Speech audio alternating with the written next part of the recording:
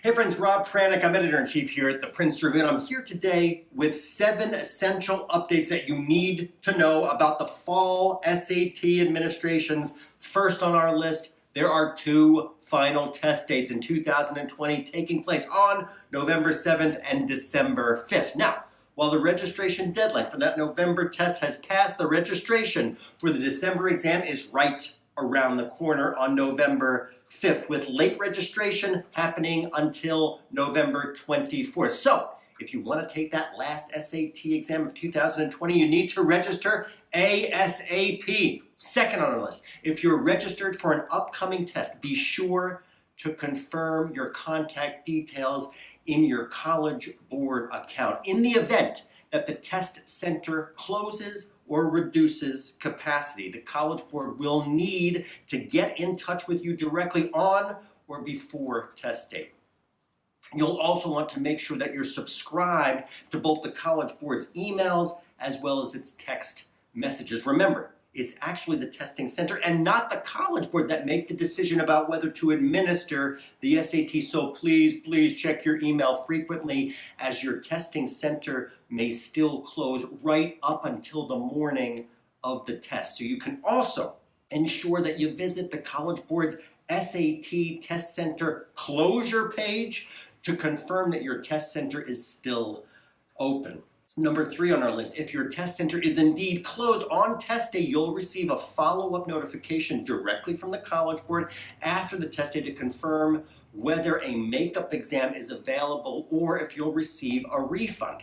4th on our list, if you're like other students across the planet, you may be wondering how likely it is that your exam will be canceled or rescheduled. So here's the data from previous exams, and this is according to the Wall Street Journal. For the August 29th exam, about 53% of testing centers closed or reduced capacity, leaving 150,000 students able to take the test out of a whopping 402,000 students who actually registered for that August SAT. Now, for the September 26th SAT, that's the first time the SAT is offered in September, out of the 334,000 students who registered for the exam, due to site closures, at least 183,000 students weren't able to take that September exam.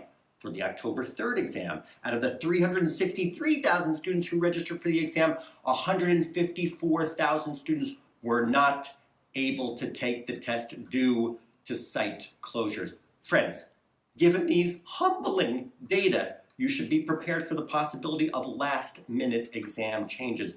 But even should that happen to you, please know that you are not alone. It is expected that a third fewer high school students will take the exam in the 2020-21 testing cycle as compared to the previous year. Now, to help students navigate the uncertainty of the pandemic, the 5th thing that you need to know is that the College Board is working diligently with colleges to add flexibility to the college admission process in the following 3 ways. Number 1, the College Board has asked colleges to extend deadlines for receiving test scores and to accept scores as late as possible. They're also asking colleges to extend their score deadlines for early action and early decision to give students more time to submit their scores. Second on the list, the College Board is asking colleges to equally consider students for admission who are unable to take the SAT during the pandemic, just as those who are able to actually submit their test scores. In other words,